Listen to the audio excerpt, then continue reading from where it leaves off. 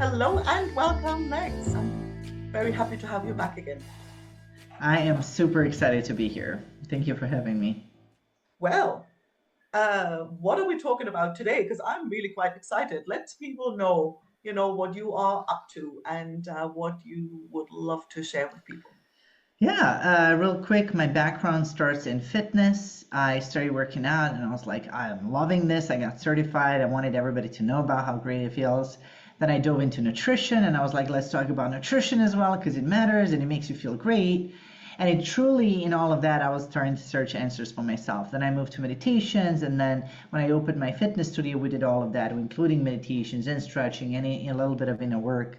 And all of that time, I was searching for answers for myself as to how to always be at the top, how to feel like I'm at a 10, like the best.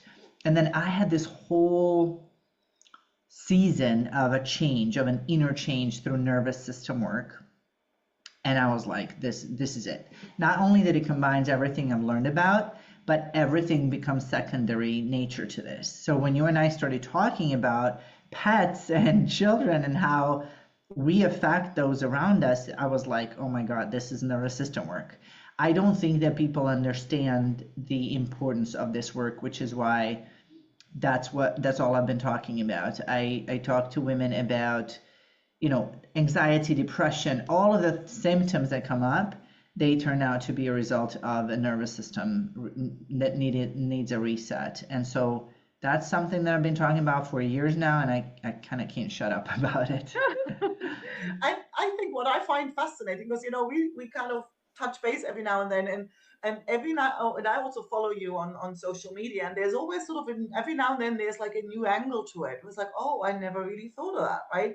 So Yeah. just like the other day when we're talking about when women in midlife, you go to the doctor and they go, oh yeah, well, that's just midlife, or just get on with it, or so where it's often like misdiagnosed or diagnosed when it isn't actually a diagnosis kind of thing. Like, what's your experience with that? Yeah, so there's a few things. Women get dismissed, which, oh, we took blood work, your labs came back normal.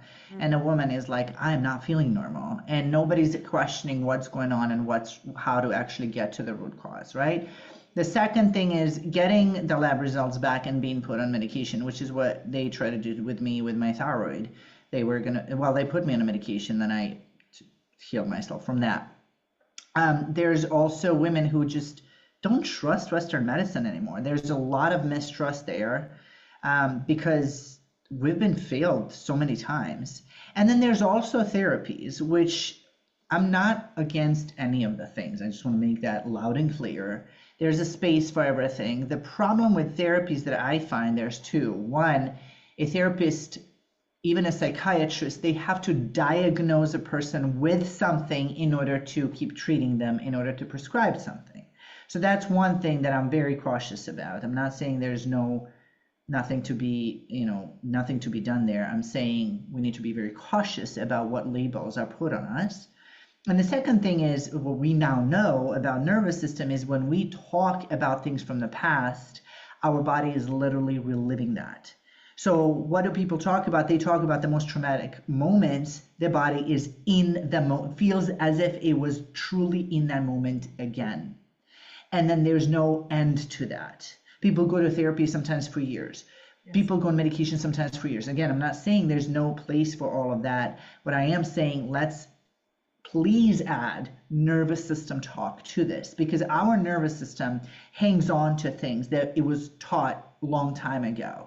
And when it hangs on to them, we don't know how to get out of it. And because it's been our normal for so long, we don't know any other way. So my experience, lab results don't come back and show, oh, you've been in fight, flight, freeze, or fawn. By the way, fight is, we know that one. Ready to fight, road rage. We've seen that. Ready to go toward the danger. Flight or flee is running away from it. It's also portrays as staying busy. I'm busy all the time. I'm multitasking. I'm jumping from one task to another. That's also a stress response. We feel good in these stress responses because, again, they've been normal to us for so long, but also because they're high adrenaline, and adrenaline makes us feel powerful, right? Being busy makes us feel needed, and that's always a good feeling for humans. And there's freeze, which is I'm scrolling on the phone, I don't care, I'm numb, I don't even care about anything, or I know what I need to do, I just don't know why I'm not doing it. That's a complete freeze. And then there's fawn, which has been so normalized for women, which again, people don't recognize as a stress response. And that's over giving, over pleasing, over accommodating, saying yes when we want to say no. Instead of listening to our body, we jump and help others. We're always there for everybody else except for ourselves. And so no lab result will show that. And therapists actually don't really necessarily know how to deal with this kind of a nervous system. Not all, but a lot of times they're talking about these things without understanding, oh my God, the body is actually reliving that. And then the body gets even more deeply ingrained in that exact, whichever one it is, fight, flight, freeze, or fawn. We can hop from one to the other. By the way, I was in all four for 20 years. Wow. I mean, it's like literally when you sort of mention these situations, I'm pretty sure like anybody who listens can kind of like, oh well, that would be me, right? So I think we all Yeah. have sort of some level of stress response, right? I think part of Yes. it is also how quickly you come back from a stressful situation, right? Yes. So I mean, I see like this is kind of something that's talked about a lot in the dog training industry. Like, with blood, it's like it's not about never like your dog never getting aroused. It's how quickly can they come back to normal, or are they staying in this super high alert or stress response kind of situation. So now if we all can relate to that it happens, to dogs, to people, to like anything. So when you say nervous system work, like how does one start Do that. even looking at this? Like, so what do you do to break out of this? So first step is awareness, right? We have to be aware of our behavior. But I like to always warn people, and this is something that I've seen in my work, so it's not like clinically proven, but this is the steps that I've seen. First step is awareness, right? And now I'm aware. I'm watching myself, how I think, how I feel, how I act. Now I'm seeing myself, okay? The awareness is kind of like almost being like outside of your body and like watching yourself, right? Oh, catching yourself in the moment, like, whoa, I really reacted there, right? So that's the first step. The second step is the hardest mentally. And this is what I always like to point out and warn people about. Now you're watching yourself.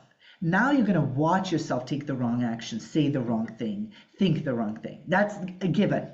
Because now you're actually just awakening up to that, to be like, oh, I've been doing this for how long? That one is very hard mentally because it's so easy to get stuck in guilt and shame and self-judgment there. That's normal. Then we get to practice. So we observe ourselves. Now I have a little bit more strength to not stay there for 4 days, but stay there for like 4 hours, right? Like you said, bring myself back to equilibrium. So we're shrinking the time, and then over time we get more strong to respond rather than react. And then the step forward, what I've seen is you've changed so many times that you just don't react the same way. Now, like you said, how do we do this? Well, there's so many different techniques. The breath work is my favorite because, well, I'm breathing anyway, so I might as well just pay Right, attention it's to so how I'm subconsciously, breathing, right? right? Well, because there's like EFT tapping, right? Which is really powerful. But if you're sitting in a meeting, at least for right now, it's still not quite appropriate to just keep going like this, right? Maybe somebody will know what you're doing, some people may not. That's why my favorite is breathing, because I can take a deep breath without disrupting the conversation, right? Yeah.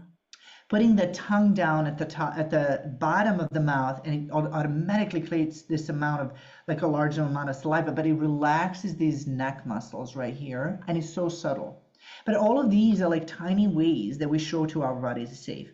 There's meditations, super powerful. There's subliminals. There's all kinds of different ways of going about this, different tools in the toolbox, but it's on us to, again, raise that awareness and watch ourselves every moment of every day. And then when we forget what we've been doing or we reacted, to just kind of come back and calm ourselves down.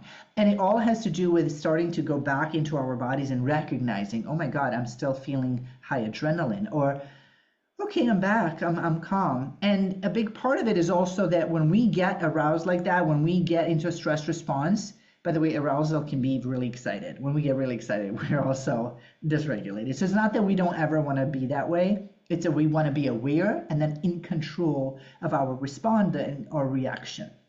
An important thing that I wanted to mention is a part of our brain, prefrontal cortex, slows down and when kind of like goes to sleep, checks out when we're in a highly stressful situation, in which case we're left with only emotional reactions, or there's no logic, or reactive. So we're left without the full capability of our brain. This is why when we react, we go back, we calm down, we go, oh my God, I should have never said that. And then we go with the guilt and the shame. But that's understanding your nervous system is just doing what it's designed to do. And then as we change, people don't understand how much this impacts those around us. And that's what you and I talked about when it comes to pets, when it comes to children, when it comes to our loved ones. When we shift, we are creating now safe spaces for them to shift as well. And it starts changing. It's like this whole trajectory of never ending changing energy. And it's like this whole sort of domino effect, right? And I think it's probably one of those things where I think having somebody in your corner to guide you through, to nudge you through the guilt pieces, to point stuff out, because, like, you're too close to the elephant, like, you're too in it, and you're probably a lot of stuff you might not even see yourself, right? Yeah. So if somebody says, well, yeah, that makes sense, I can recognize, or I maybe even, yeah, I've known for a while that I'm doing these things, or that I'm, like, don't really know how to regulate my nervous system to come back Yeah. to, so how can they get in touch with you, find out how you can help them? Where can they go? Yeah, I'm all over social media. My name is spelled differently, Leks, as in Lex, Vucko, Bucko. I'm on LinkedIn, I'm on Facebook, I'm on Instagram. I'm pretty easy to get in touch with. And my website is leks.pro, that's leks.pro. And I have a lot of resources there as well. Awesome. Well, thank you so much. Thank you so much. It's always a pleasure to have you, and can't wait to Yeah. have you back. Thanks for having me. It's been a pleasure to be here.